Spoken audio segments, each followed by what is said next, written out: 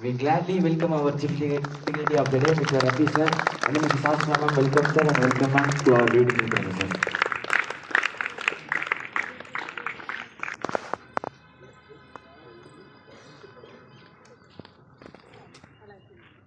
Squad here. It's the perfect time to hoist the flag. Yeah, Freddy.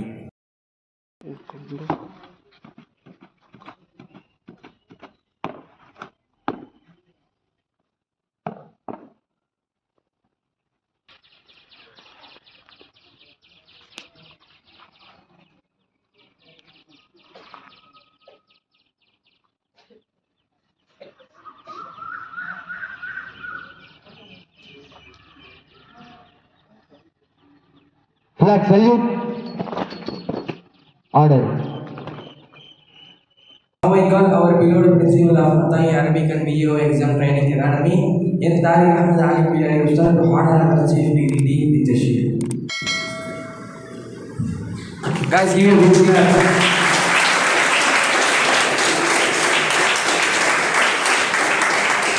The perfect time to hear golden words from our dignity. I call Mrs. A. Aswa ma'am, BSc, BA, MPhil, LSB. Ma'am, please give some speech between us.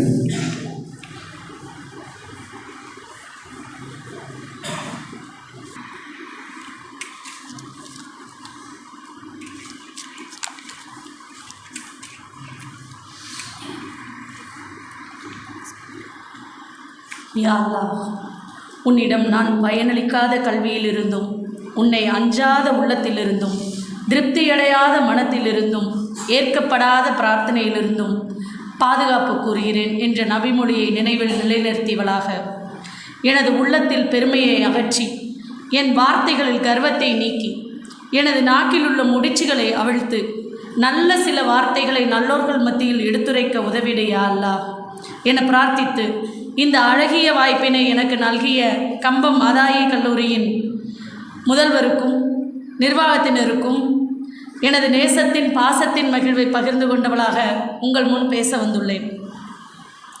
எத்தனை இடங்களில் பேசினாலும் அத்தனையிலும் ஒவ்வொரு புது அனுபவம் இருக்கும். அந்த வகையில் இன்றைக்கி முழுக்க முழுக்க ஆண்கள் நிறைந்த சபை, அதுவும் ஈருலக கல்வி வித்தகர்கள் மத்தியில் உரையாற்றுற ஒரு அனுபவம். மோட்டிவேஷ்னல் ஸ்பீச் அப்படின்னா நிறைய இப்போ பேசுனாங்க. மோட்டிவேஷ்னல் ஸ்பீச் அப்படின்னாலே நம்ம எல்லோரும் என்ன நினச்சிட்ருக்கோம், ஒரு நரம்பு புடைக்க பேசுவாங்க, 40 தத்துவம் பேசுவாங்க, அதில் 4 தடவை கைதட்டு வாங்குவாங்க, அதுக்கப்புறம் ஆன் த ஸ்பாட் ஒரு உறுதி எடுக்க வச்சு தூங்கி எந்திரிச்சதுமே அந்த உறுதிமொழியை மறந்துடுவாங்க இல்லையா? அது இல்லை மோட்டிவேஷனல் ஸ்பீச். நீங்கள் எல்லாருமே ஃபயர் மாதிரி இருக்கீங்க. எனக்கு பார்க்குறதுக்கு இந்த ப்ளூ கலர் தீப்பெட்டி தான் ஞாபகம் வருது. அந்த மாதிரி ஃபயர் மாதிரி இருக்கீங்க. அந்த குள்ளா உங்கள் மேலே இருக்கிற அந்த தீக்குச்சியில் இருக்கும்ல மருந்து, அந்த மாதிரியே தெரியுது. எப்படா பற்றிக்கிறோன்ற மாதிரி ஃபயராக உட்காந்துருக்கீங்க. ஆனால் தீக்குச்சி தானாக பற்றுமா? இல்லை, அதை உரசுறதுக்கு ஒரு மருந்து பட்டை வேணும். அந்த பட்டை போன்ற ஸ்பீச்சஸ் தான் இன்றைக்கி மோட்டிவேஷனல் ஸ்பீக்கர்ஸ் கொடுத்துட்ருக்காங்க. அது மாதிரி ஒரு தீப்பொறியினாலும் உருவாக்குற மாதிரி என்னுடைய ஸ்பீச் அமைஞ்சிருச்சுன்னா, அந்த பட்டையாக இருந்துச்சுன்னா அதுவே இந்த ஸ்பீச்சுடைய வெற்றியாக நான் நினைக்கிறேன் இல்லையா? சரி, அவர் சகோதரர் சொன்னார், பள்ளியில் எல்லா ஆசிரியர்களும் கேட்கக்கூடிய ஒரு கேள்வி, நீங்கள் என்ன ஆக போகிறீங்க? என்னை பற்றி ஏற்கனவே சொல்லியிருப்பாங்க. நான் ஒரு 10 ஆண்டுகள் ஒரு பள்ளியில் முதல்வராக வேலை பார்த்துட்டு வந்திருக்கேன். என்னுடைய ஸ்டூடெண்ட்ஸ் அட்மிஷன் அன்றைக்கும் சரி, கொஞ்ச நாள் கழிச்சும் சரி, உரையாடும் போது கேட்பேன், ஸ்டூடெண்ட்ஸ் நீங்கள் என்னவாக ஆக விருப்பப்படுறீங்க, என்னவா ஆக போகிறீங்க அப்படின்றதுக்கு. ஏன்னா அவங்களுடைய இலக்கு என்னன்னு தெரிஞ்சுட்டு நம்ம அவங்களுக்கு ஹெல்ப் பண்ணலாம் அப்படின்றதுக்கு. ஒவ்வொருத்தரும் ஒவ்வொன்றும் சொல்லுவாங்க. டாக்டர் சொல்லுவாங்க, இன்ஜினியர் சொல்லுவாங்க, சகோதரர் சொன்ன மாதிரி நிறைய சொல்லுவாங்க. ஆனால் கொஞ்ச நாள் கழிச்சு திரும்ப பேசும்போது அந்த கோல் மாறும் இல்லையா? இன்றைக்கி நம்ம ஒன்று சொல்லுவோம், இன்றைக்கி லாரி டிரைவர் சொல்லுவோம், நாளைக்கு ஃப்ளைட் டிரைவர் சொல்லுவோம், ஏதாவது ஒன்று சொல்லிகிட்டே இருப்போம். ஆனால் கோல்ஸ் மாறும். ஆனால் அதில் ஒன்றும் தப்பு இல்லை இல்லையா? மெச்சூரிட்டி வர வர மாறிக்கிட்டே இருக்கும். சரி, இப்போ நீங்கள் மாணவர்கள் நிறைஞ்சிருக்கீங்க, உங்களை பார்த்து அந்த கேள்வி கேட்கலன்னா நல்லா இருக்காது இல்லையா? கேட்டுருவோமா? என்னவா ஆக விரும்புகிறீங்க? இன்ஷா அல்லாஹ்.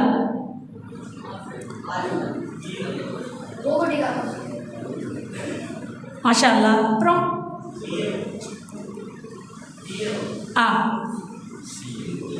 Very good. அப்புறம்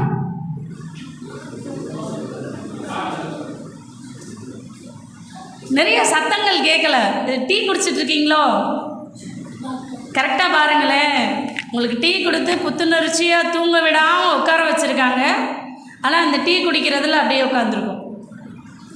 வேற டாக்டர் ஹாஃபில் மாஷா அல்லாஹ். அப்புறம் அதற்கு தானே இந்த காலேஜுக்கு வந்திருக்கோம். சரி, வேற இது வெறுமனே நான் மட்டும் பேசிட்டு நீங்கள் வாரம் வாரம் அட்டன் பண்ணுறீங்க இல்லையா? அதுவும் இந்த அதிகாலையில் ஃபஜர் நேரத்தில் உட்காந்து நல்ல செய்திகளை காதில் கேட்கணுன்றதுக்காண்டி இப்படி ஒரு ஏற்பாடு. நானும் பல இதுக்கு போயிருக்கிறேன். பெண்கள் அதாயிக்கு கூட போனேன். 10 மணிக்கு மேலே தான் ப்ரோக்ராம் ஸ்டார்ட் ஆச்சு. 7 மணினுமே கொஞ்சம் மனசுக்குள்ளே இதாக இருந்துச்சு. நம்ம அப்போ 6:30 மணிக்கு சின்னமனூர்லேருந்து கிளம்பணும். இப்போ நான் எத்தனை மணிக்கு எந்திரிச்சு ரெடியாகி வரணும் அப்படின்றதெல்லாம் இருந்துச்சு. ஆனால் என்ன அப்படின்னா, இந்த மாதிரி நேரத்தில் ரொம்ப ஃப்ரெஷ் மைண்டாக இருப்பீங்க. அதனால் நல்ல சில செய்திகளை உங்கள் காதில் போடும்போது அது மைண்டுக்குள்ளே போய் உக்காந்துக்கிறோம். உங்களுக்கே தெரியாமல் அது ப்ராசஸ் ஆகிக்கிட்டே இருக்கும். அதனால தான் இந்த நேரத்தை தேர்வு செய்கிறாங்க இல்லையா? சரி, இப்போ ஒவ்வொருத்தரும் ஒவ்வொன்று சொன்னீங்க இல்லையா? நான் சொல்கிறேன், அல்லாவோட இதில் இது எல்லாம் ஆமீன் ஆகட்டும்.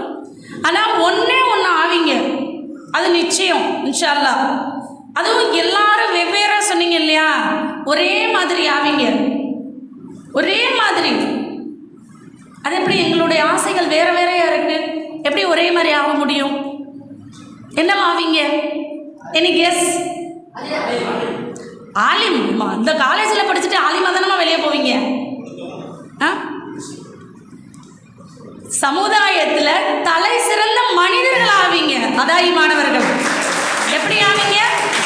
தலை சிறந்த மனிதர்கள் ஆவீங்க. மனுஷன் ஒரு குவாலிட்டி இருக்குல்ல இல்லையா?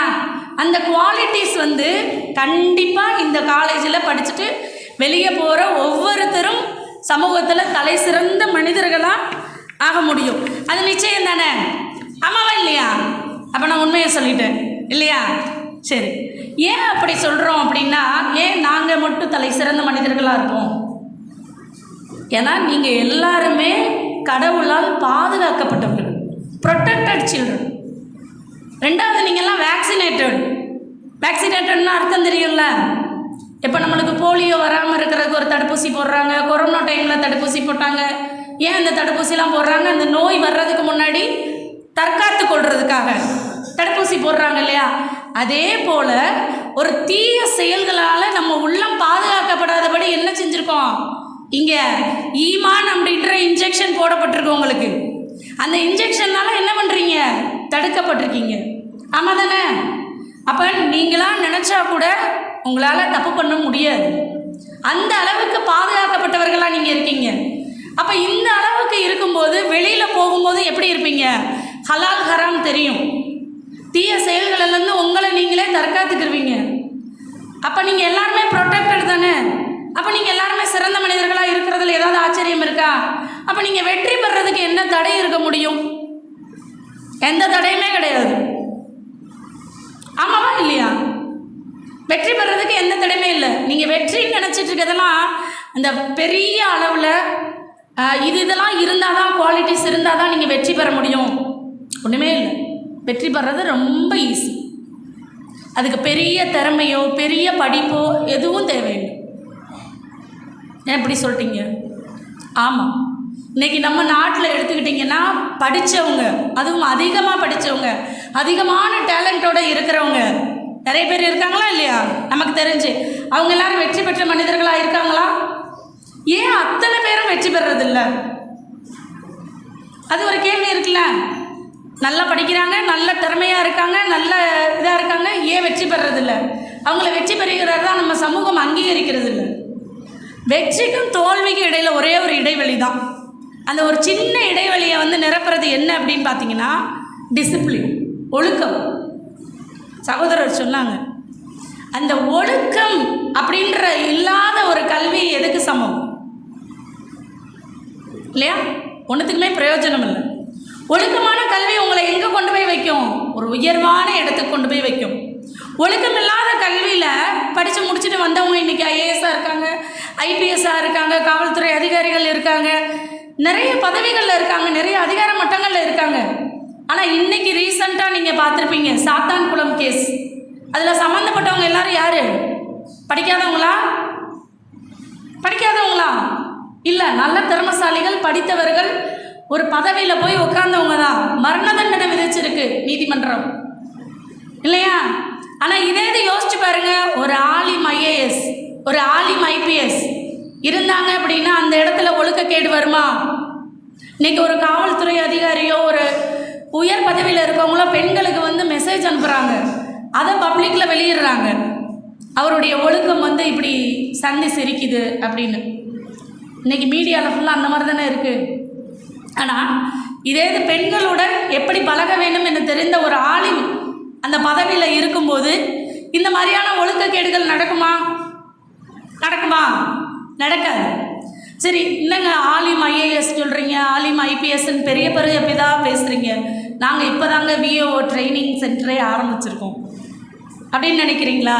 இது ஒன்றுமே புதுசு இல்லை. என்ன அப்படின்னா, நம்மளுக்கு பக்கத்து மாநிலம் தான் கேரளா. இங்கேருந்து ஒரு 20 கிலோமீட்டர்ஸ் தானே இருக்கும் குமுளி. கேரளாவில் போன வருஷம் நடந்த ஐஏஎஸ் தேர்வில் 2 ஆலிம்கள் ஐஏஎஸ் தேர்ச்சி பெற்று மாவட்ட அளவில் கலெக்டர் ஆகியிருக்காங்க. உங்களை எத்தனை பேருக்கு தெரியும்? அல்ஹம்துலில்லாஹ். அப்போ ஆலிம்கள் தேர்ச்சி பெறுறது ஒன்றும் பெரிய விஷயமே இல்லை. உங்களால் தஹஜ்ஜத் எந்திரிக்க முடியும் இல்லையா? உங்களால் மனனம் செய்ய முடியும். தெரியாத ஒரு மொழி அரபு மொழி, அவ்வளவு கஷ்டமான மொழி, அந்த மொழியை மனனம் செய்யக்கூடிய அளவில் நீங்கள் இருக்கீங்க. ஏன் உங்களால் உலக கல்வியில் கற்றுக்கிட்டு பெரிய ஆளாக முடியாதா? முடியும் இல்லையா?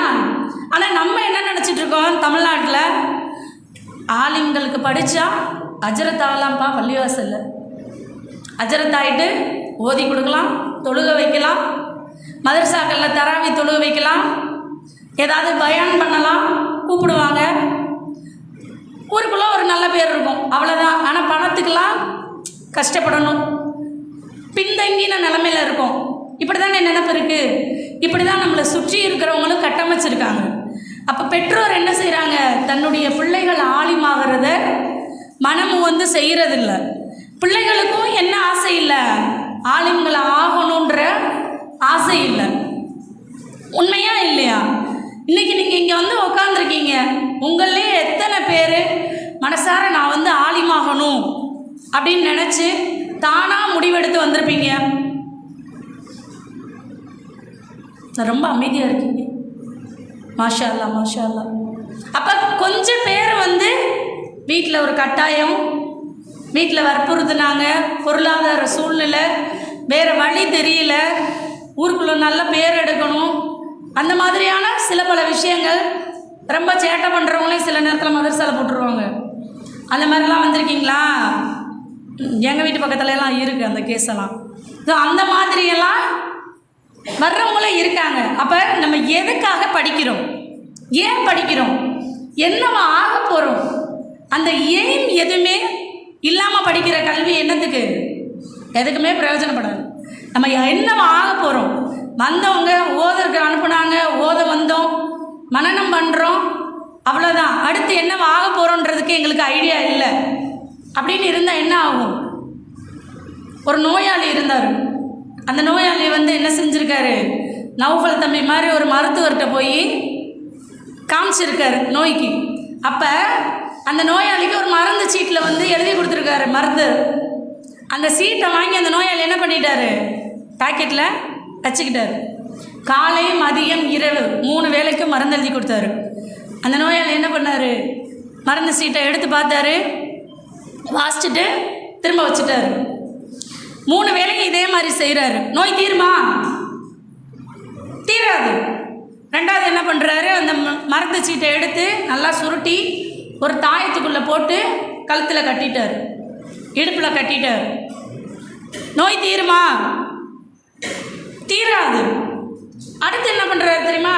சரி, நோய் தீர மாட்டேங்குது, அந்த மருந்து சீட்டவே கரைச்சி உள்ள மென்று முழுங்கிடும். அப்படின்னு சொல்லிட்டு என்ன பண்ணுறாரு, முழுங்கிடுறாரு. நோய் தீர்ந்துரும்ல, மருத்துவச்சிட்ட தான் முழுங்கிட்டாரு, நோய் தீர்ந்துடணும்ல. இப்போ நம்ம கல்வி கற்றுக்குறோம்ல, குரானை மனப்பாடம் பண்ணுறீங்க இல்லையா, ஆலிமுக்கு ஓதுறீங்க, குரான் சொன்னால் எல்லாமே தெரியும், சட்டங்கள் சூப்பராக தெரியும். இது எல்லாத்தையும் உணராமல் படிச்சிங்க அப்படின்னா இந்த நோயாளி மாதிரி தான். அப்போ நீங்கள் என்ன செய்யணும், குரானை மனப்பாடம் பண்ணுறதோடு இல்லாமல் அதனுடைய தர்ஜமாவை விளங்கி தன்னுடைய வாழ்க்கையில் நீங்கள் இம்ப்ளிமெண்ட் பண்ணணும். இம்ப்ளிமெண்ட் பண்ணாமல் நான் குரான் மனப்பாடம் பண்ணிட்டேன்ப்பா, நான் வந்து ஹாஃபில் ஆகிட்டேன்ப்பா, எனக்கு சட்டம் தெரியும்ப்பா, அதை நான் ஆனால் ஹலால் ஹராம் பேண மாட்டேன்ப்பா, அந்த வாழ்க்கை எப்படி இருக்கும்? எப்படி இருக்கும்? இல்லையா? எந்த வித பிரயோஜனமும் இல்லை. லட்சியம் இல்லாமல் இருக்குது, ஒரு இலக்கு இல்லாமல் இருக்குது. அது வந்து அட்ரஸ் எழுதாத ஒரு லெட்டர் மாதிரி. நீங்கள் ஒரு லெட்டர் எழுதுறீங்க, அதில் அவரோட அட்ரஸ் எழுத மறந்துடுறீங்க. என்ன செய்யும் அந்த லெட்ரு? கரெக்டாக போயிடுமா? சுற்றிக்கிட்டே கிடக்கும். எந்த அட்ரஸ்க்கு போகணுமோ அந்த அட்ரஸ்க்கும் போகாது. ஃப்ரம் அட்ரஸ்ஸு டூ அட்ரஸ்ஸு எதுவுமே இல்லைன்னா உங்கள்கிட்டையும் திரும்ப வராது, இடையில கலந்து அல்லாடும். அதே மாதிரி தான் நீங்கள் கட்டுற கல்வி என்ன செய்யும்? இலக்கு இல்லாமல் இருக்குது, லட்சியம் இல்லாமல் இருக்குது, நம்ம என்ன ஆக போகிறோன்னு தெரியாமல் இருக்குது அப்படின்னா கண்டிப்பாக உங்களுக்கும் பயன்படாது, சமூகத்துக்கும் பயன்படாது. அப்போ நம்ம என்ன ஆக போகிறோன்றத தெளிவாக வந்து தெரிஞ்சிருக்கணும். இப்போ ஒரு பறவை கூட என்ன செய்யுது? ஒரு மரக்கலையில் போய் உட்காரும் இல்லையா? மரக்கலையில் உட்காந்துருக்கும் போது மரக்கிளையை நம்பி உட்காருமா? முறிஞ்சிச்சுன்னா அப்படியே கீழே விழுந்துடும். அந்த பறவைக்கும் நல்லா அறிவு கொடுத்துருக்கான்ல, என்ன செய்யும்? தன்னுடைய சிறகுகளை நம்பும். மரக்கிளையை விட சிறகுகளை நம்பும். நம்ம வந்து அந்த பறவையை விடவா மோசமாக போயிட்டோம் அடுத்தவங்களை மட்டுமே நம்புறதுக்கு, இல்லையா? அப்போ உங்களுடைய இலக்கை நம்பணும். உங்களுடைய நம்பிக்கை எப்படிப்பட்டதாக இருக்கணும் அப்படின்னா ஹார்ட் ஒர்க் பண்ணிக்கிட்டே இருக்கணும், முயற்சி பண்ணிக்கிட்டே இருக்கணும். முயற்சின்றதை நம்ம என்ன நினைக்கிறோம் அப்படின்னா முடிஞ்ச வரைக்கும் செய்வோம்ப்பா, முயற்சி செய்வோம், என்னால் முடிஞ்ச வரைக்கும் முயற்சி செய்யக்கூடாது. அந்த செயல் முடிகிற வரைக்கும் முயற்சி செய்யணும், இல்லையா? அப்போ முடியும் வரை நீ முயற்சி செஞ்சாதான் உனக்கு அந்த காரியம் வந்து வெற்றி அடையும்.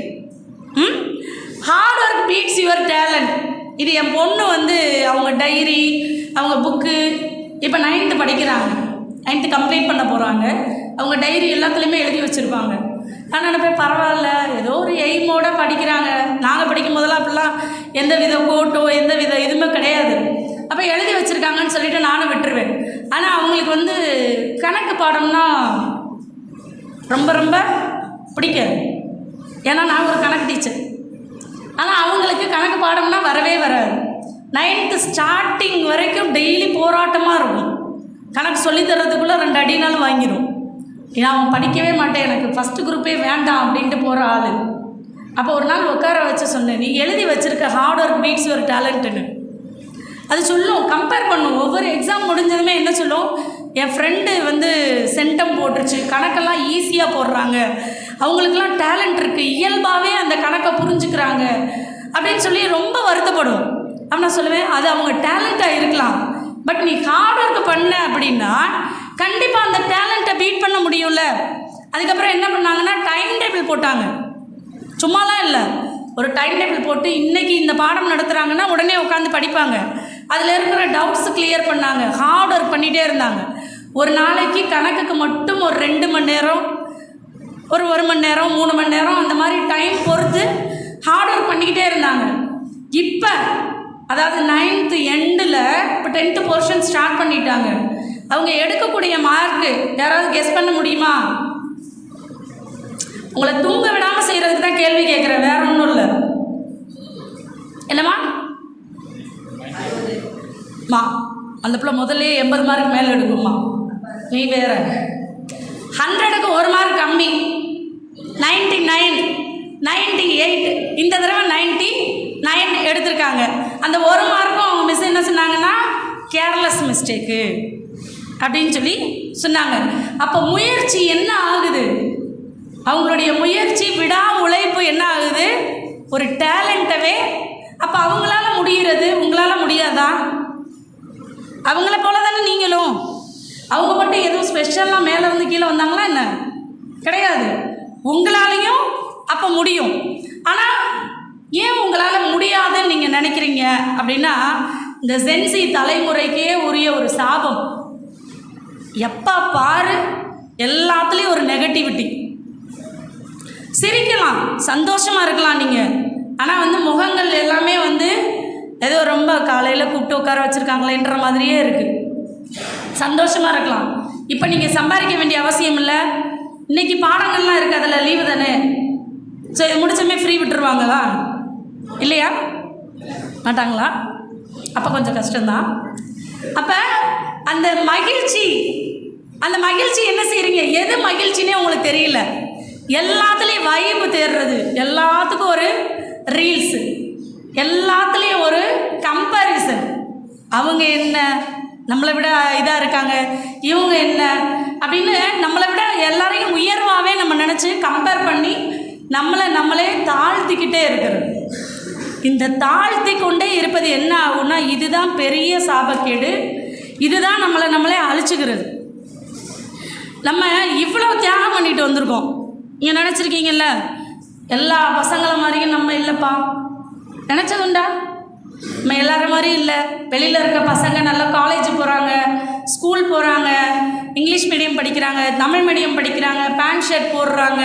நம்ம இப்படி ஒரு யூனிஃபார்ம் போட்டு ஒரு தலப்பாவை வச்சு ஒரு எந்த வித இதுவுமே இல்லை, ஃபோன் இல்லை, பைக் இல்லை, ஒரு வைப் இல்லை, எதுவுமே இல்லை. இல்லையா? அந்த வருத்தம் இருக்கும்ல. இப்போ போகிறீங்க, உங்கள் ரிலேஷன்ஸே இருப்பாங்க. கம்பேரிட்டிவாக நம்ம அதை நினைப்போம் இல்லையா? ஆனால் ஒன்று உற்று கவனிச்சிங்கன்னா தெரியும், இது எல்லாம் நிரந்தரமான சந்தோஷமா? கண்டிப்பாக இல்லை. இதை வச்சு நீங்கள் எந்த பிரயோஜனமும் கிடையாது. சொல்லப்போனால் அவங்க தான் உங்களை பார்த்து பொறாமப்படணும். அடடா, இந்த வயசில் இவ்வளவு சுய ஒழுக்கத்தோடு இருக்காங்களே அப்படின்னு சொல்லி அவங்க தான் என்ன செய்யணும்? உங்களை பார்த்து பொறாமப்படணும். எல்லாரும் வெளியில் படிக்கிற எல்லாருமே வெற்றி பெற்றவர்களாக இருக்காங்களா? நம்ம அப்பா அதை சொன்ன மாதிரி படிக்கிற எல்லாருக்கும் வேலை கிடச்சிருதா? வேலை கிடச்ச எல்லாருக்கும் கல்யாணம் நடந்துருதா? எல்லாரும் சந்தோஷமாக இருக்காங்களா? 1008 பிரச்சனை. வெளியே வந்தீங்கன்னா தான் உங்களுக்கு தெரியும். உள்ளே இருக்கிற வரைக்கும் நமக்கு எதுவுமே தெரியாது. ஒரு வேலை, குடும்பம் அப்படின்லாம் வரும்போது இதுக்கு நம்ம உள்ளே இருந்திருக்கலாம்டா கண்டிப்பாக நினைப்பீங்க. சரியா? நான் மதரசால ஓதும்போது அப்படி தான் நினச்சேன். அடடா, இங்கே சொர்க்கமாக இருக்கு, சந்தோஷமாக இருக்குது, நம்ம வெளியே போனோம்னா நம்மளை வச்சு செய்வாங்க அப்படின்னு அந்த எண்ணம் வரும். கண்டிப்பாக அவங்க தான் உங்களை பார்த்து பொறாமப்படணும். ஏன்னா வெளியில் இருக்க மக்கள்லாம் எப்படி இருக்காங்க அப்படின்னா, சுற்றி இருக்கிறவங்கெல்லாம் நம்மளுக்கு எப்படிப்பட்ட அந்த ஜீவன்களாக இருக்குன்னா, நம்ம ஜெயிச்சோன்னா நம்மளை பாராட்டுறதுக்காண்டி இல்லை, நம்ம எப்படா தோற்று போவோம் நம்மளை விமர்சிக்கிறதுக்கு ரெடியாக இருப்பாங்க. உங்கள் ஒவ்வொருத்தரை சுற்றி ஒரு 4 பேர் இருப்பாங்க. ஒவ்வொருத்தரை சுற்றியும் ஒரு 4 பேர் இங்கே இருப்பாங்க. உங்கள் ஃப்ரெண்ட்ஸுன்ற பேரில் இருப்பாங்க. ஜெயிச்சிட்டேன்னா பரவாயில்ல மச்சான் அப்படிலாம் சொல்ல மாட்டான். இவன் பாருடா, எப்படா தப்பு பண்ணுவான் அவனை குத்தி காமிக்கலாம், எப்படா அப்படின்னு சொல்லிட்டு அவனுடைய தோல்வியை எதிர்பார்த்து காத்துட்ருப்பாங்க. ஜெயிக்கிறதுன்றது விதவிதமாக இருக்குது.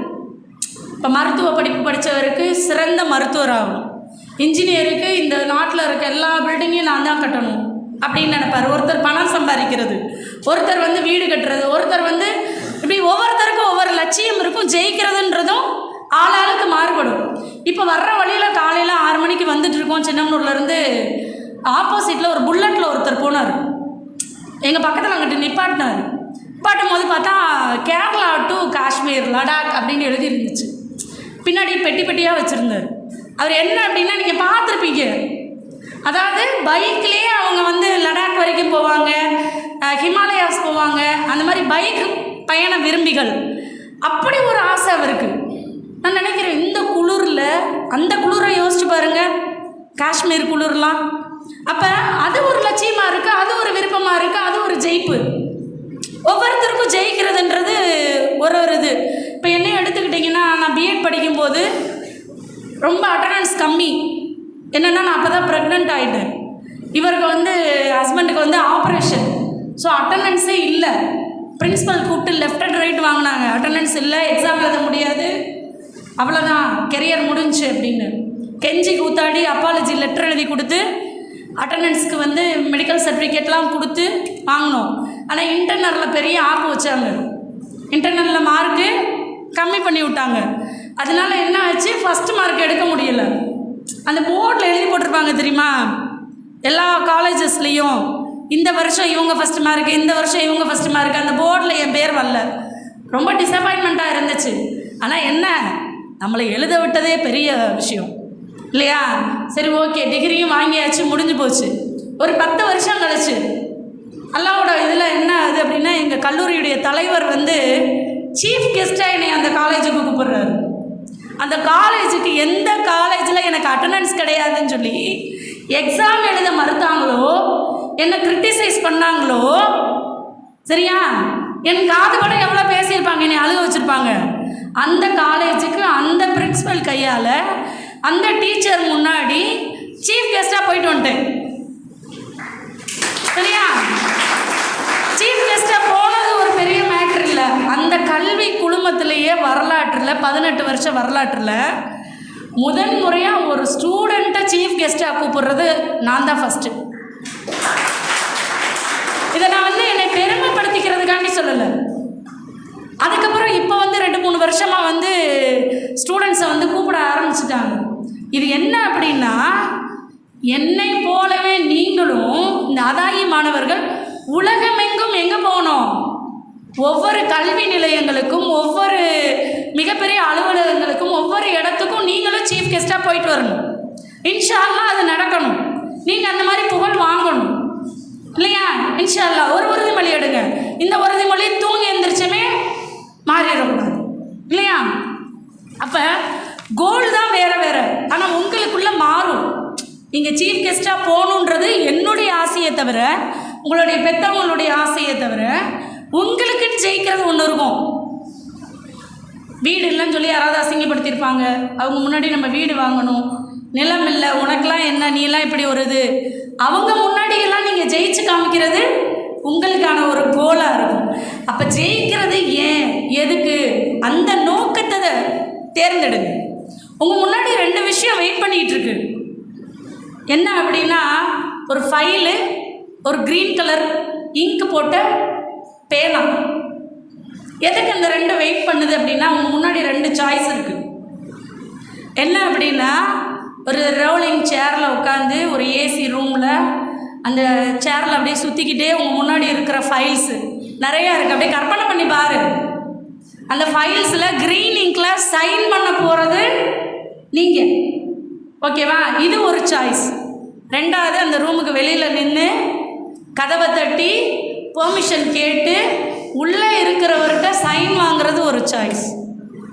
நீங்கள் என்ன ஆக போகிறீங்கன்றது உங்களோட சாய்ஸ் இல்லையா? இந்த மாதிரி 2 சாய்ஸை எப்போவுமே நினச்சிக்கிறணும். அது மாதிரி வாழ்க்கையில் 2 வரி. நம்ம ரோட்டில் நடந்து போயிட்டுருக்கோம், நடந்து போயிட்டுருக்கும்போது வலிக்கு விழுந்துடுறோம். என்ன செய்வோம்? வலிக்கு விழுந்தால் கிடப்போம், ஒன்றும் பிரச்சனை இல்லை, யாராவது வந்து தூக்கி விடட்டும், இல்லை ரீல்ஸ் எடுத்து போடட்டும், வெயிட் பண்ணுவோமா? சுற்றி முற்றி பார்த்துட்டு யாரும் பார்க்கலையா, பார்க்குறதுக்கு முன்னாடி எழுந்திரிச்சிருவோம். ஏன்னா நம்மளுக்கு அவமானமாக நினைப்போம் இல்லையா? ஆனால் வாழ்க்கையில் வலிக்கு விழுந்தீங்கன்னு வச்சுக்கோங்க, எல்லாரும் பார்க்குற மாதிரி எந்திரிச்சு நிற்கணும், எல்லாரும் பார்க்குற மாதிரி எந்திரிச்சு நிற்கணும். அதுதான் நமக்கான அடையாளம். ஓகேவா? இந்த 2 வரையும் ஞாபகம் வச்சுக்கோங்க. வாழ்க்கையில் கம்பீரமாக ஜெயிக்கலாம் எல்லா நிலைமையிலையும். ஆலிம்களாகிய நீங்கள் வந்து என்ன அப்படின்னா, வெளியில் இருக்கிறவங்களோட ஒரு சிறப்பு நமக்கு இருக்குது. எல்லாத்தையும் ஒரே மாதிரி தான் பார்ப்பீங்க. வெற்றி பெற்றாலும் சரி அது அல்லாவுடைய நாட்டம், தோல்வி அடைஞ்சாலும் சரி அது அல்லாவுடைய இது. அப்போ உங்களுக்கு வந்து கஷ்டங்களுடைய பாதிப்பு வந்து கம்மியாக இருக்கும். அப்போ ஜெயிக்கிறதுக்கான அந்த கோல் வந்து செட் பண்ணி ஓடுறது ஈஸி. அடிபட்டால் பரவாயில்ல, பாதிக்காத மனசு இருக்குது இல்லையா? அப்படியே ஓடிட்டே இருப்பீங்க. இன்றைக்கி நம்மளுக்கு நிறைய விஷயங்கள் பிடிக்கும். நிறைய விஷயங்கள் பிடிக்கும் போது நம்ம என்ன நினைக்கிறோம், நம்மளுக்கு பிடிச்ச விஷயம் கிடைக்கலன்னா ரொம்ப கஷ்டப்படுறோம். ஆனால் நம்மளுக்கு பிடிச்ச விஷயங்கள் தான் நம்ம துன்பப்படுத்துறதுக்கு ஒரு காரணமாக இருக்கும். எப்படின்னு யோசிக்கிறீங்களா? நம்மளுக்கு பிடிச்ச விஷயம் எப்படி நம்மளுக்கு துன்பமாக மாறும்? இப்போ வெயில் பயங்கரமாக இருக்குது. இந்த ஃபேன் வந்து காற்று வந்து நம்மளுக்கு தென்றல் காற்று ஏதாவது லேசாக அடித்தா நல்லா இருக்கும்னு நினைக்கிறோம். ஃபேன் வைக்கிறாங்க, ஏசி வைக்கிறாங்க, அப்படியே நம்மளுக்கு வந்து அந்த காற்று வந்து எப்படி இருக்கும்? ரொம்ப சந்தோஷமாக இருக்குமா? இதே குளிர்காலத்தில் அந்த ஏசியை போட்டு விட்டு காற்றும் வந்து பலமாக அடித்து சூறாவளி காற்றா பயங்கரமாக அடிக்குது. அப்போ என்ன நினைப்போம்? காற்றடிக்கலன்னு ஃபீல் பண்ணுவீங்களா? இந்த காற்று ஏன்டா அடிக்குது நினைப்போமா இல்லையா? அப்போ காற்று ஒன்று தான், அது அடிக்கலைன்னு ஃபீல் பண்ணுறோம், ஏன் அடிக்குதுன்னு ஃபீல் பண்ணுறோம். மழையும் இதே மாதிரி தான். சாரல் விழுகாதா, மழை பெய்யாதா, இவ்வளோ வெயில் அடிக்குது நினைக்கிறோம். அதே வெள்ளம் வர அளவுக்கு சென்னையிலலாம் மூழ்கி போகிற அளவுக்கு இந்த மழையை எல்லாம் ஏண்டா படைச்சான் கேட்குறோமா இல்லையா? மழையிலேருந்து பாதுகாப்பு தேடுறோமா இல்லையா? அப்போ விஷயம் ஒன்று தான், ஆனால் வந்து பிடித்தமானதாகவும் இருக்குது, அதே நம்மளுக்கு துன்பம் தரதாகவும் இருக்குது. இன்றைக்கி நீங்கள் உலக விஷயங்கள் எதெல்லாம் ஆசைப்படுறீங்களோ அந்த விஷயங்கள் எல்லாமே வந்து உங்களை சமூகத்தில் நல்லவனாக வாழவே விடாது. நீங்கள் இன்றைக்கி மொபைல் ஆசைப்படுறீங்க, இல்லை வந்து வேறு விஷயங்கள் ஆசைப்படுறீங்க, ஒரு நம்மளால் வந்து எதுவுமே செய்ய முடியலை அப்படின்னு நீங்கள் நினைக்கிறீங்க. அந்த சின்ன சின்ன விஷயங்கள் கூட என்ன ஆகும்? உங்களை நல்லவனாக வாழ விடவே விடாது. இன்றைக்கி வந்து உங்களை வந்து ரெஸ்ட்ரிக்ஷன் பண்ணுறாங்கன்னு நினைக்கிறீங்க. இதை செய்யாத, அதை செய்யாத, இப்படி இருக்கணும், அப்படி இருக்கணும், ரெஸ்ட்ரிக்ட் பண்ணுறாங்கன்னு நம்ம நினைக்கிறோம். அது ரெஸ்ட்ரிக்ஷன்ஸ் இல்லை, நம்மளுக்கான ப்ரொடெக்ஷன். நம்மளை நரக நெருப்புலேருந்து என்ன செய்கிறாங்க? பாதுகாக்கிறதுக்காண்டி அந்த ப்ரொடெக்ஷன் போடுறாங்க. ஆனால் நம்ம என்ன நினைக்கிறோம்? நம்மளை ரெஸ்ட்ரிக்ட் பண்ணுறாங்க, எல்லாத்துக்கும் ரெஸ்ட்ரிக்ட் பண்ணுறாங்க அப்படின்னு நம்ம நினைக்கிறோம். அப்போ இந்த பணிவுன்றது இருக்கு இல்லையா, கட்டுப்படுதல்ன்றது இருக்கு இல்லையா, கல்வியில் அது ரொம்ப முக்கியம். இப்போ உங்களுக்கு அதை ஒபே பண்ண சொல்லி தந்திருப்பாங்க. நான் உள்ளே நுழைஞ்சதுலேருந்து பார்த்தேன், அப்படியே இப்போ தம்பி வந்தார், கண்ணால் தான் பேசுகிறீங்கப்பா, வாய் திறக்கிறதுக்கு வேலையே இல்லை. அப்படியே கண்ணால் கூப்பிட்டா எந்திரிச்சு போகிறாங்க, கண்ணால் பேசுகிறாங்க, அவங்க உடனே எந்திரிச்சு போய் ஒரு ஒர்க் பார்க்குறாங்க. அந்த சிஸ்டம் இருக்குல்ல, ஒரு ஆர்மி சிஸ்டம் மாதிரி, அந்த கட்டுப்படுதல், தனக்கு மேலே யார் இருக்காங்க அந்த அமீருக்கு கட்டுப்படுதல்ன்றது இருக்குல்ல, அது ஒரு ரொம்ப நல்ல விஷயமா இருக்குது, பார்க்குறதுக்கே ரொம்ப அழகான ஒரு விஷயமா இருக்குது. இது சஹாபாக்கள்லேருந்தே இருக்குது. என்ன செஞ்சாங்க? ரசூலா ஒரு விஷயம் சொன்னாங்க அப்படின்னா, செவியுற்றேன் கட்டுப்பட்டேன் அப்படின்னு சொல்லுவாங்க. அதே மாதிரி அபூபக்கர் ரலியல்லாஹு சொன்னாங்கன்னா என்ன செய்வாங்க? அல்லாஹ்வின் தூதரின் கலீஃபாவே செவியுற்றேன் கட்டுப்பட்டேன் அப்படின்னு சொல்லுவாங்க. அடுத்து உமர் ரலியல்லாஹு காலத்தில் என்ன செஞ்சாங்க? செவியுற்றேன் கட்டுப்பட்டேன் அமீருல் மூமினீன். இப்போ 3 கேரக்டர் வந்துட்டாங்க. ஆனால் அந்த வாசகம் ஏதாவது மாறி இருக்கா? கட்டுப்படுதல் ஏதாவது மாறி இருக்கா? தனக்கு தலைமை யார், அவங்களுக்கு கட்டுப்படுறது தான் நம்மளுடைய வேலை அப்படின்றத சஹாபாக்கள் முழுசாக புரிஞ்சு வச்சுருந்தாங்க. அதனால அவங்களுக்கு ஏதாவது கஷ்டம் நடந்துச்சா?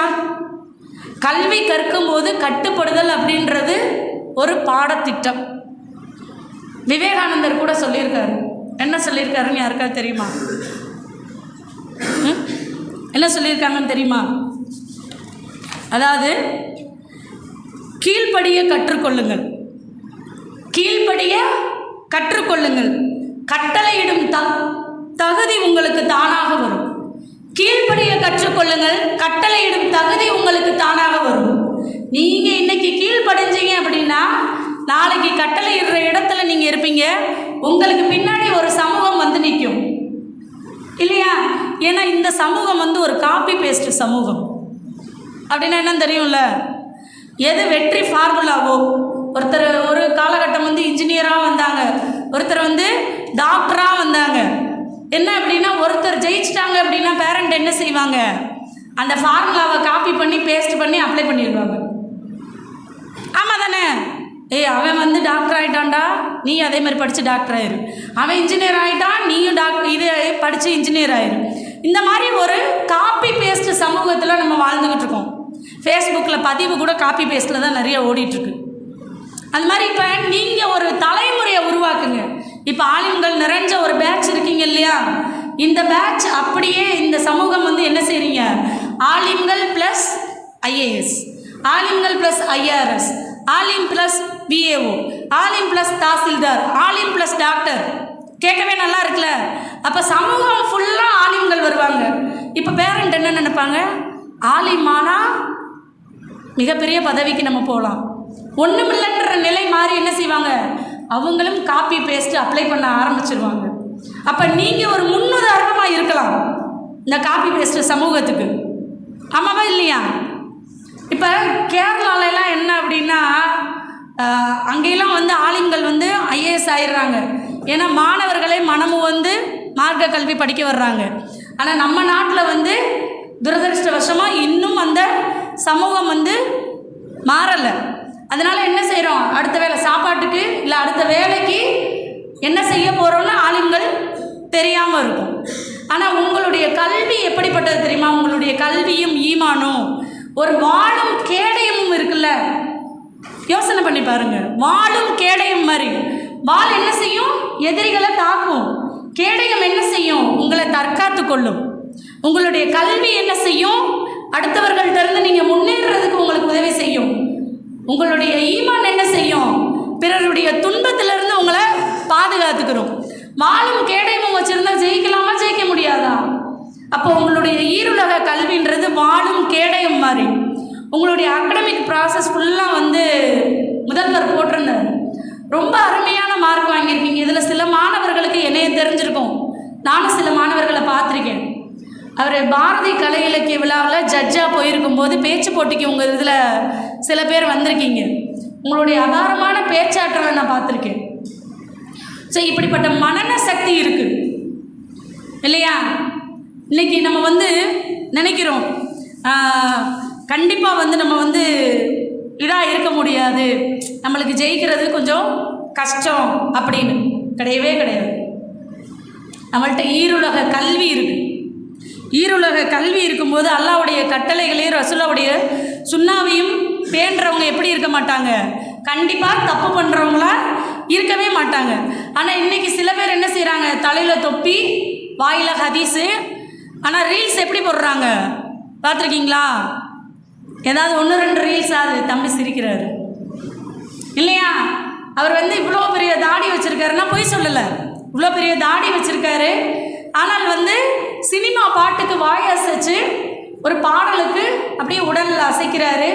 அவங்க மனைவி ஃபுர்கா போட்டு ஷால் போட்டு என்ன செய்கிறாங்க, அந்த பாடலுக்கு நடனமாடி அவங்களும் வாய் அசைக்கிறாங்க. இன்றைக்கி இருக்கக்கூடிய நம்ம சமூகத்து பெண்களும் சரி ஆண்களும் சரி ரீல்ஸ் மோகம், ஃபேஸ்புக்கு அதிலெல்லாம் எப்படி இருக்காங்க, கொடி கட்டி பறக்கிறாங்க இல்லையா? அது ஒரு வெற்றிகரமான வாழ்க்கை இல்லையாப்பா? கண்டிப்பாக கிடையாது. நரக நெருப்புக்கு நம்மளை இட்டு போகும். அப்போ நம்ம அட்வான்ஸ்டு ஒரு மார்க்கத்தில் இருக்கோம். அல்லாவால் வடிவமைச்சு எல்லா ரூல்ஸ் அண்ட் ரெகுலேஷனையும் கொடுத்துட்டேன் அல்லாஹ். அப்போ உலகமெங்கும் இருக்கக்கூடிய சகோதர மார்க்கத்தில் இருக்கிறவங்கள என்ன செய்கிறாங்க, இஸ்லாத்தை தழுவி நேர்வழிக்கு வந்துட்டுருக்காங்க. ஆனால் நம்ம பிறப்பால் முஸ்லீமாக இருக்கக்கூடிய நேர்வழி பெற்றவர்கள் என்ன செய்கிறோம், பிறரை பார்த்து பொறாமப்பட்டு பிறருடைய வாழ்க்கை நம்ம வாழலையேன்னு அச்சப்பட்டு என்ன செய்கிறோம், தடுமாற ஆரம்பிக்கிறோம், திசை மாற ஆரம்பிக்கிறோம். ஏன் அந்த மாதிரியான ஒரு நிலை? நம்பிக்கை இல்லை. இப்போ பாலைவன சுடு மணலில் வந்து பெரிய பாறாங்கல்ல தூக்கி வச்சாங்க நெஞ்சில். யாருக்கு? பிலால் ரலியல்லாஹு இல்லையா? ஆனால் அந்த நிலைமையிலே அவங்க நாவு பிறண்டுச்சா? இல்லை. அவங்களுக்கு இல்லாத ஸ்ட்ரெஸ்ஸா? அம்மார் பின் யாசிர் ரலியல்லாஹு அவங்க என்ன பண்ணாங்க, அவங்க அம்மா அத்தாவை கண்ணை முன்னாடி ஈட்டி வச்சு கொன்னாங்க. அவ்வளோ பெரிய துன்பம் நடந்துச்சு. நம்மளுக்கு யாருக்காவது அப்படி ஒரு துன்பம் இங்கே அனுபவிக்கிறோமா? கிடையாது. அப்பயே நம்மளுக்கு ஒரு டிப்ரெஷன் வருது. நபிமார்கள் எடுத்துக்கிறவங்க ஒவ்வொருத்தருடைய வாழ்க்கை வரலாறு சந்தோஷமாக இருந்துச்சா? பணத்தால் செல்வத்தால் அவங்களுக்கு வந்து செல்வாக்கால் எல்லாம் நல்லா இருந்தாங்களா? மீனனுடைய வயிற்றுக்குள்ளே ஒருத்தவங்க இருந்தாங்க, சிறைக்குள்ளே ஒருத்தவங்க இருந்தாங்க. எவ்வளோ சித்திரவதைகள். நல்லது சொல்ல போய் கல்லால் அடிபட்டெல்லாம் ரொம்ப கஷ்டப்பட்டிருக்காங்க இல்லையா? இப்படி நபிமார்களுக்கும் நம்ம நபி தோழர்களுக்கும் நடக்காத துன்பம் நம்மளுக்கு ஏதாவது நடந்துருச்சா? அப்போ ஏன் நம்ம திசை மாறி போகிறோம்? என்ன துன்பம் நம்மளுக்கு வருது? எதுவுமே கிடையாது. நம்ம வந்து சின்ன சின்ன ஆசைகளை எப்படி நம்ம மேனேஜ் பண்ணுறதுன்னு நம்மளுக்கு தெரியல. ஒழுக்கம் நம்மள்கிட்ட இருக்குது, அதுதான் நம்மளுடைய சிறப்புன்னு நம்மளுக்கு நம்பிக்கை இல்லை. ஒரு ஏழை பெண் ஒருத்தவங்க இருந்தாங்க. அந்த ஏழை பெண் வந்து என்ன செய்வாங்க அப்படின்னா, டெய்லி அவங்களுக்கு மாவு பிசைஞ்சு ஒரு கடற்கரையில் போய் அந்த மீன் பிடிக்கிறவங்க இருப்பாங்க இல்லையா, அவங்களுக்கு போய் விற்றுட்டு வருவாங்க. அப்போ டெய்லி அந்த கோதுமை மாவை பிசைஞ்சு தலையில் வச்சு எடுத்துகிட்டு போய் அங்கே விற்றுட்டு வந்து அதன் மூலமாக கிடைக்கக்கூடிய ஒரு வருமானத்தை வச்சு என்ன செய்கிறாங்க, பிள்ளைகளுக்கு சாப்பாடு கொடுத்து தானும் வந்து உணவீட்டிட்டு இருக்காங்க. ஒரு நாள் அப்படி தலையில் வச்சு எடுத்துகிட்டு போகும்போது கடற்கரை கிட்ட போயிட்டாங்க. ஒரு பெரிய பருந்து வந்து என்ன செய்யுது, அந்த மாவு மூட்டையை தூக்கிட்டு போயிடுச்சு. இப்போ அவங்களுக்கு ரொம்ப சந்தோஷமாக இருந்துச்சு, மாவு மூட்டை போயிடுச்சு அப்படின்னு. அப்படியா? என்ன செய்வாங்க, அழுது புலம்புறாங்க, யாரெல்லாம் எனக்கு ஏன் இந்த சோதனை, ஏன் இந்த மாதிரி பருந்தை வச்சு நீ இந்த மாவு எடுத்த, ஏன் இப்படி எனக்கு ஒரு சம்பவம் நடக்கணும், நான் என்ன பிழை செய்தேன். நம்மளுக்கு ஒரு துன்பம் நடந்துருச்சுன்னா கேட்போம்ல ஏன் அப்படின்னு. அது மாதிரி ஏன்னு தனக்கு தானே அழுது புலம்பி ஒரு ஆலிம்கிட்ட போகிறாங்க. கொஞ்சம் வயதான ஆலிம். அவர்கிட்ட போயிட்டு எனக்கு இப்படி நடந்துருச்சு, என்னால் தாங்கவே முடியல, இதுதான் என்னுடைய வாழ்வாதாரம், இனி எத்தனை நாளைக்கு என் பிள்ளைங்க பட்னியாக இருக்கிறது அப்படின்னு சொல்லி கேட்குறாங்க. அவர் சொல்கிறாரு, இதில் அல்லாஹ்வுடைய ஹிக்மத் என்ன இருக்குன்னு தெரியலம்மா, கொஞ்சம் பொறுமையாயிரு, அல்லாஹ் உனக்கு சிறந்ததை ஏதோ வச்சுருப்பான், நீ நம்பு, நீ இதுக்காக கவலைப்படாத அப்படின்னு சொல்கிறாரு. ஆனால் அந்த அம்மானால தாங்க முடியல, அழுது புலம்புறாங்க. அழுது புலம்பும்போது என்ன செய்கிறாங்க, அப்போ வெளியில் வாயில் கதவு தட்டப்படுற மாதிரி இருக்கு. வெளியில் வாசலில் 4-5 வணிகர்கள் நிற்கிறாங்க, கொஞ்சம் ஒரு கூட்டமாக நிற்கிறாங்க. கையில் பூரா பொற்காசுகள் வச்சுருக்காங்க. என்ன அப்படின்னு சொல்லிட்டு அந்த ஆலிம் வந்து கேட்குறாரு. அப்போ அவங்க சொல்கிறாங்க, நாங்கள் வந்து கடலில் வந்துட்டு இருக்கும்போது கப்பலில் வந்துட்டு இருந்தோம், அந்த கப்பலில் ஒரு ஓட்டை விழுந்துருச்சு, அந்த ஓட்டையில் வழியாக தண்ணி உள்ளே வந்துருச்சு, நாங்கள் மூழ்கி போகிற ஒரு நிலைமைக்கு வந்துட்டோம். அப்போ நாங்கள் அல்லாஹ்விடத்தில் ஒரு ஒப்பந்தம் செஞ்சோம், யா அல்லாஹ் எங்களை காப்பாற்றிரு, நீ யார் மூலமாக எங்களை காப்பாற்றுறியோ அவங்களுக்கு நாங்கள் 100 பொற்காசுகள் ஒவ்வொருத்தரும் தர்றோம் அப்படின்னு சொல்லி ஒரு ஒப்பந்தம் போட்டோம். அப்படி ஒரு பிரார்த்தனை செஞ்சுக்கிட்டு இருக்கும்போது ஒரு பருந்து வந்துச்சு. அந்த பருந்தினுடைய வாயில் என்ன இருக்கும், மாவு மூட்டை இருந்துச்சு. அந்த மாவு வச்சு என்ன பண்ணலாம், ஓட்டை அடைக்கலாம். அப்போ அந்த ஓட்டையை வந்து என்ன செஞ்சுருக்காங்க, இந்த மாவை கொண்டு ஓட்டையை அடைச்சிட்டு இது அல்லாஹ்வுடைய நாட்டம், அல்லாஹ் நம்மளை காப்பாற்றிட்டு அல்ஹம்துலில்லாஹ்னு சொல்லிட்டு அதற்கு காரணமானவங்களுக்கு நாங்கள் இந்த பொற்காசுகளை கொடுக்க வந்தோம். அலையும் அவங்க யாருன்னு எங்களுக்கு சொல்லி விசாரித்து சொல்லுங்க அப்படின்னு சொல்கிறாங்க. இப்போ எப்படி இருக்கும் அந்த சிச்சுவேஷன் யோசிச்சு பாருங்கள். அழுது புலம்பிக்கிட்டு இருந்த அந்த அம்மா என்ன செய்வாங்க, இப்போ மகிழ்ச்சி கடலில் இருப்பாங்க. 100 ஒரு 10 பேர் கொடுத்தாலும் 1000 பொற்காசுகள் வந்துச்சுல. அப்போ ஆயிரக்கணக்கான பொற்காசுகளை கொண்டு அவங்க எவ்வளவு வருடங்களுக்கு நல்லா சந்தோஷமாக இருக்கலாம். அப்போ அல்லாஹ்வுடைய இதில் ஒரு மாவு மூட்டை போயிடுச்சுன்னு நினச்சாங்க, ஆனால் அவங்களுக்கு கிடைச்சது ஆயிரக்கணக்கான பொற்காசுகள். இன்றைக்கி நீங்கள் இழந்துட்டதா நினைக்கிறது சின்ன சின்ன சந்தோஷங்கள், ஆனால் மறுமையில் உங்களுக்காக காத்துக்கிட்டு இருக்கிறது என்னது, வைர கிரீடங்களும் சமூகத்தில் ஒரு தலைமை பதவியும். வேணான்னு சொல்லுவீங்களா, வேணான்னு சொல்லிடுவீங்களா, இல்லைங்க எனக்கு வேணாங்க பரவாயில்லைங்க இருக்கட்டும் அப்படின்னு சொல்கிற அளவுக்கு நம்ம யாரும் இருக்கோமா, இல்லை. அது மாதிரி தம்பி அருமையாக பேசுனாங்க கல்வியினுடைய சிறப்பை பற்றியெல்லாம். நம்ம ஏன் இந்த கல்வியை படிக்கணும், எதற்காக கல்வியை படிக்கணும், தெரியாமல் படித்தோம்னா என்ன ஆகும், ஏற்கனவே சொன்ன மாதிரி வேஸ்ட்டு. அதே மாதிரி ஒரு டவுட்டு ஒரு சின்ன பையனுக்கும் வந்துச்சு. அவன் போய் அவங்க சார்கிட்ட போய் கேட்டிருக்கான். நீங்களாம் உங்கள் சார்கிட்ட கேள்வி கேட்பீங்களா, கேட்பீங்களா, என்ன ஒன்றுமே பேச மாட்டீங்க, கேட்குறது கஷ்டம்தான்றீங்களா? கேட்கணும், கேள்வி கேட்கணும்.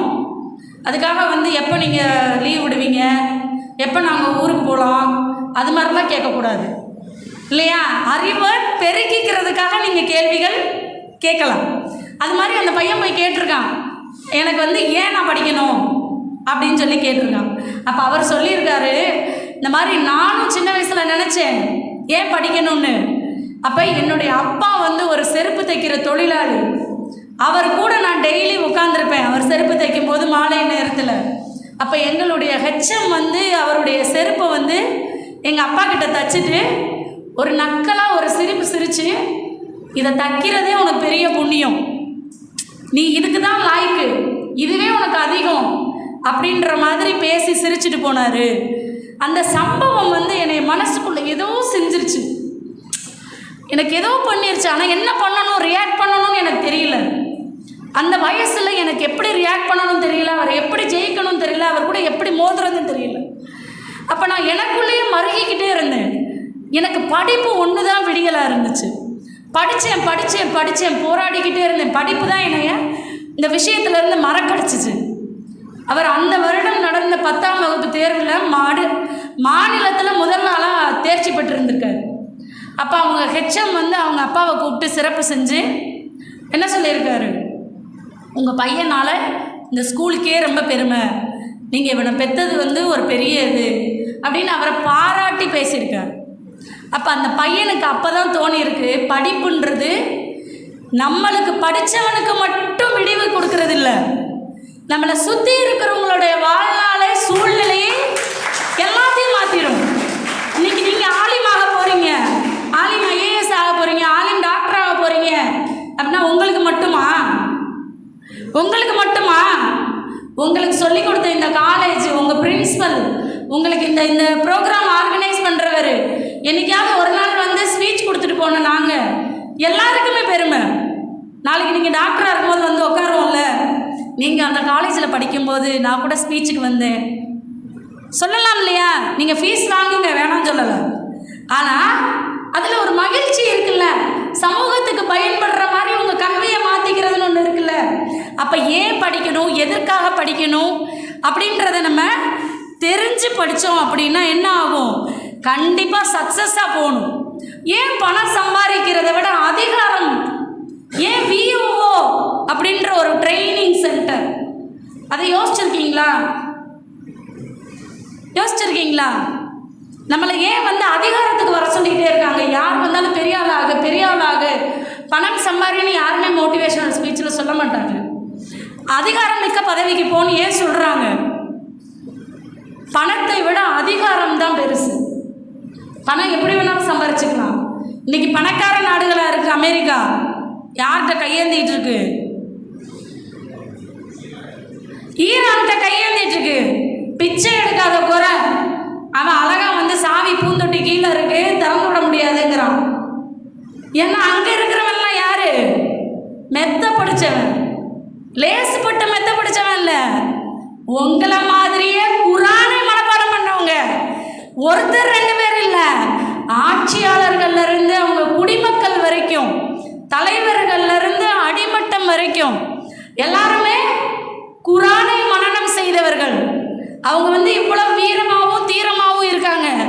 இன்னைக்கு சொல்லியிருக்காங்க இல்லையா, தெரியும்ல, ட்ரம்ப் வந்து சொன்னார். என்ன சொன்னாருன்னு கூட சொல்ல தேவையில்லை, ஏன்னா மனித உருவில் இருக்கிற ஷைத்தான் அது. அப்போ உன்னை வந்து இத்தனை மணிக்குள்ளே நான் அழிச்சிருவேன், ஒரே இரவில் அடியோடு அழிச்சிருவேன். சொன்னப்பையும் என்ன சொன்னாங்க, எங்கள் மேலே கை வச்சுப்பார், எங்களுடைய இடத்துல நீ கை வச்சுப்பார். என்ன செஞ்சாங்க? வீட்டுக்குள்ளே உட்காந்துக்கிட்டாங்களா? கிடையாது. தலைவர்களோடு சேர்ந்து கரம் கோர்த்து வீதிக்கு வந்தாங்க. வீதியில் கரம் கோர்த்து அங்கே வந்து நின்னாங்க. அதனால் அவங்க ஜெயிச்சாங்க. ஆமாவா இல்லையா? அப்போ அதிகாரமிக்க ஒரு ஈரானிய மக்களை போல ஒரு சிஸ்டத்தை உருவாக்குங்க. ஆலிம்கள் ப்ளஸ் ஒரு அதிகாரமிக்க பதவி, அந்த மாதிரி ஒரு பேட்ச், ஒரு நெட்வொர்க்கு கிரியேட் பண்ணுங்க. ஃபேஸ்புக்கில் குரூப் போடுறது இல்லை. இந்த குரூப் வந்து உங்களுடைய இப்போ ஈரானில் பார்த்தீங்கன்னா ஒரு தலைவர் இல்லை, அடுத்த தலைவர் இல்லை, அப்படியே அடுத்தடுத்த தலைவர் இல்லைனாலும் போர் நடந்துக்கிட்டே இருக்கான், இல்லைன்றதே நம்மளுக்கு தெரியாது.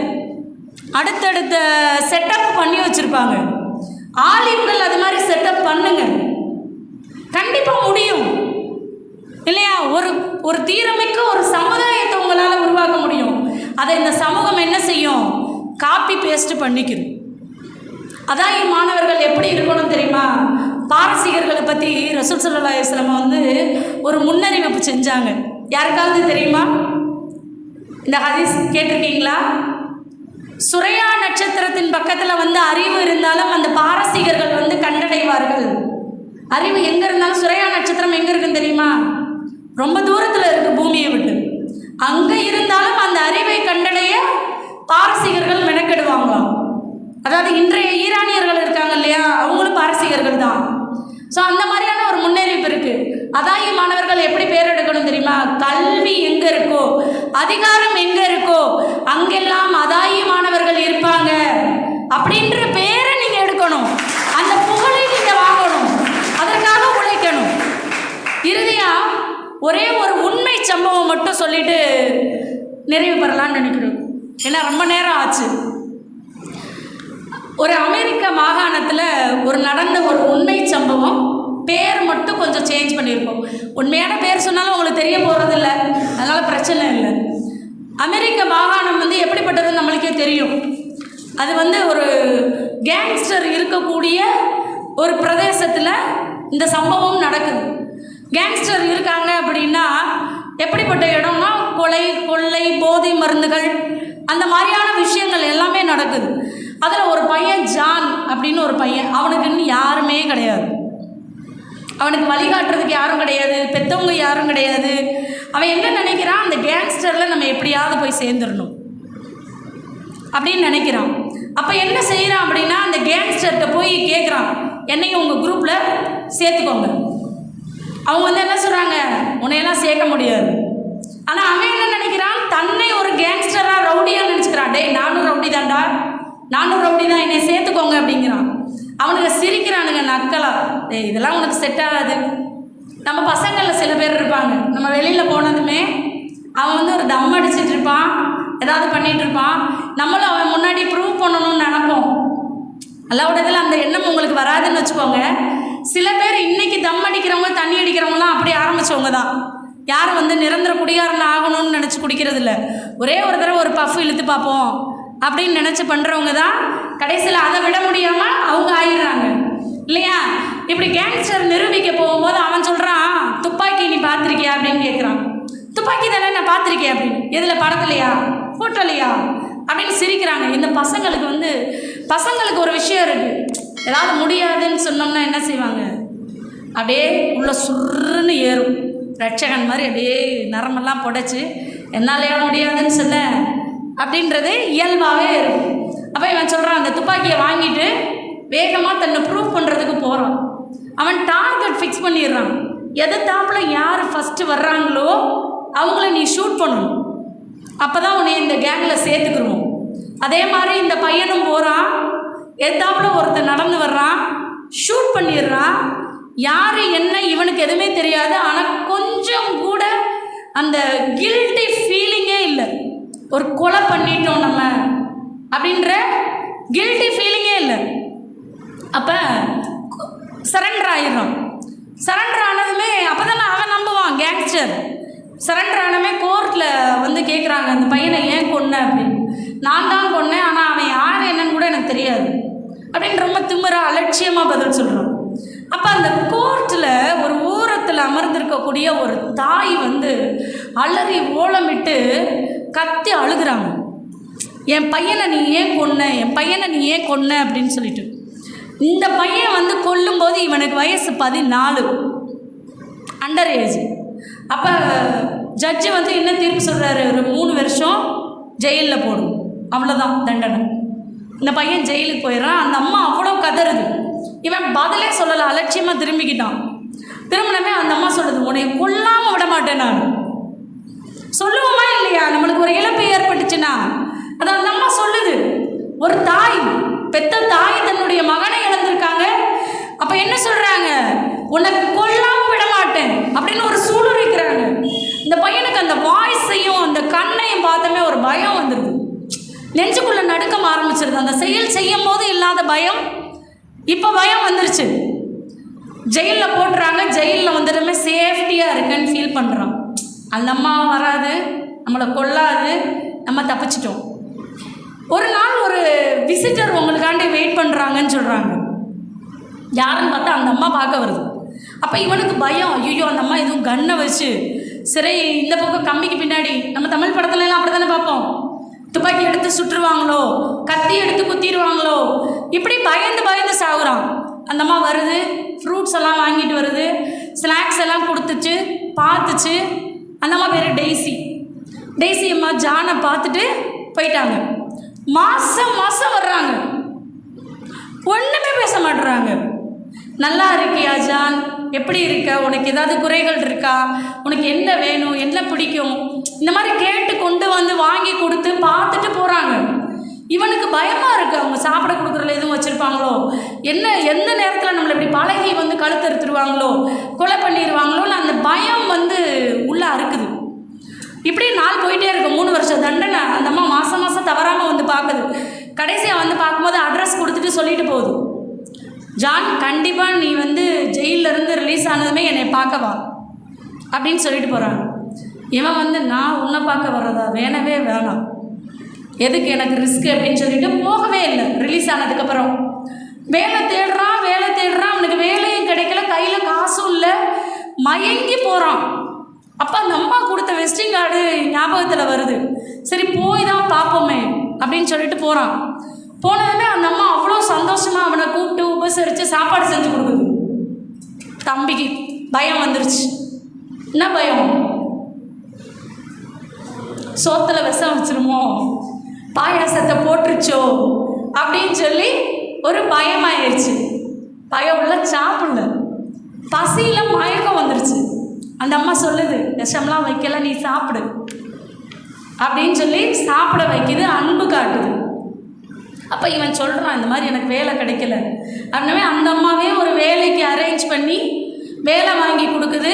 அப்பப்போ இவன் தப்பு பண்ணணும்னு நினைக்கும் போதெல்லாம் அந்த அம்மா வந்து கைட் பண்ணுது, நீ இப்படி பண்ணாத, அப்படி பண்ணாத.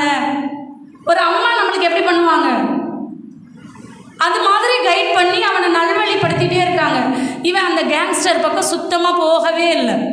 நல்லா ஃபுல்லாக கம்ப்ளீட்டாக திருந்தி இந்த அம்மா கூடவே இருந்து இந்த அம்மா சொல்கிற வேலைகளை செஞ்சுட்டு இந்த அம்மாட்டையே சாப்பிட்டுட்டு இங்கேயே இருக்கான். அப்போ ஒரு நாள் இவனுக்கு கொஞ்சம் முழுசாக பயம் போனதுமே கதை முடிய போகுது. அப்போ கேட்குறான், என்னை ஏன் நீங்கள் வந்து கொல்லலை, கொன்றுவேன்னு சொல்லி அன்னைக்கு சொன்னீங்களே, என்னால் இன்னும் அந்த முகத்தை மறக்கவே முடியலை, என்னை ரொம்ப டிஸ்டர்ப் பண்ணிகிட்டே இருக்குது அந்த வேர்ட்ஸ், என்னால் முடியலை, என்னை ஏன் கொல்லாமல் இப்படி பார்த்துக்கிறீங்க, மறந்துட்டீங்களா அப்படின்னு. அந்தம்மா ரொம்ப கூலாக டெய்ஸி அம்மா சொல்கிறாங்க, இல்லை நான் தான் உன்னை கொண்டுட்டேனே. இவனுக்கு ஒரு நிமிஷம் புரியல, நடக்கிறது எல்லாமே அப்போ வந்து நம்மளுடைய கற்பனையாக நம்ம ஆவியாக தான் இருக்கோமா அப்படின்னு சொல்லிலாம் பார்த்துக்கிறான். இல்லை, என்ன சொல்கிறீங்க எனக்கு புரியலை அப்படிங்கிறது. அப்போ அந்தம்மா சொல்லுது, உன்கிட்ட இருக்க துர்குணங்களை தான் நான் வெறுத்தேன், என் மகனை கொல்லும்போது உன்கிட்ட துர்குணங்கள் நிறைஞ்சிருந்துச்சு, அந்த துர்குணங்களை தான் நான் கொன்னுட்டேன். இன்னைக்கு உன்கிட்ட அதனுடைய சாயல் கூட இல்லை. இப்போ நான் உன்னை என் மகனாக தத்தெடுத்துக்கிற விரும்புகிறேன், நீ என்கிட்ட மகனாக வந்துடுறியா, நான் உன்னை முறைப்படி தத்தெடுத்துக்கிறேன் அப்படின்னு கேட்டதுமே அவன் காலடியில் விழுந்து கதற ஆரம்பிச்சிடறான். சரியா? இப்போ அந்த அம்மா சொன்னது என்ன, உன்னிட்ட இருக்கிற துர்குணங்களை நான் கொண்டுட்டேன் அப்படின்னு சொல்லி நல்வழிப்படுத்தி என்ன செஞ்சுட்டாங்க, அவனை திருத்தி அவங்கிட்ட இருக்கிற நல்ல மனிதனை வெளிக்கொண்டு வந்துட்டாங்க. இப்போ இதே மாதிரி துர்குணங்கள் நம்மக்கிட்ட இல்லையா என்ன? நம்ம எல்லாரும் ரொம்ப ரொம்ப நல்லவங்களா? இருக்கு, அளவு தான் மாறும், சிறுசு பெருசு, வண்ணம் கம்மி, வன்ம குடம் அப்படின்ற அளவில் தீயதனுடைய அளவு தான் மாறும். ஆனால் நமக்குள்ளும் துர்குணங்கள் நிறைஞ்சு தான் இருக்கு. நம்ம இப்போ வேர்வை வெளியேறுது, கழிவுகள் வெளியேறுது, அது மாதிரி இந்த துர்குணங்களை வெளியேற்ற முடியுமா? முடியுமா? முடியும்னா அதுக்கு ஒரு 3 ஸ்டெப் இருக்குது. முதல்ல நம்ம தப்பு இருக்குது நம்மக்கிட்ட அப்படின்னு சொல்லி ஒத்துக்கிறணும். ரெண்டாவது அது என்னென்ன தப்புன்னு ஐடென்டிஃபை பண்ணணும். அதை ரெக்டிஃபை பண்ணுறதுக்கு நம்ம முயற்சி எடுக்கணும். திரும்ப அந்த தப்பு வராமல் இருக்கிறதுக்கு நம்ம பாதுகாத்துக்கணும். இதைத்தானே நம்ம தௌபா செய்கிறதுன்னு சொல்கிறோம்.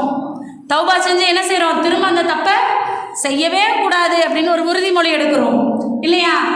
இப்போ இந்த தாயை போன்ற உங்களுக்கு ஒரு நல்ல விஷயம் கிடைச்சிருக்கு, உங்களை தப்பு பண்ண விடாமல் நம்மளுக்குள்ளே இருக்கிற துர்குணங்களை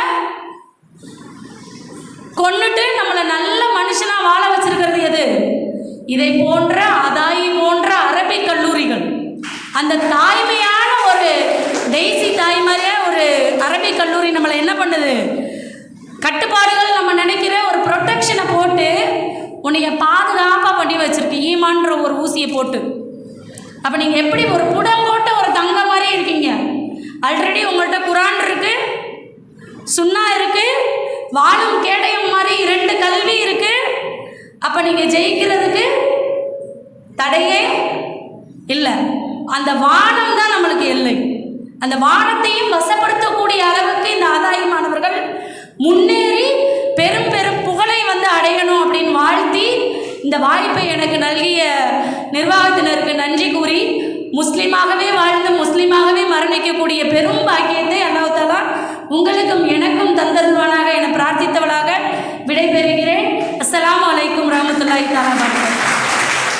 ஒரே ஒரு விஷயம் என்ன அப்படின்னா, முதல்ல சொல்லியிருக்கணும், இங்கே எல்லாரும் சாதாரணமாக அமர்ந்துட முடியாது. என்னுடைய கணவர் சொன்ன மாதிரி இந்த இடத்துல இருக்கிறதே ஒரு பெரிய நிகழ்ச்சியான ஒரு விஷயம்.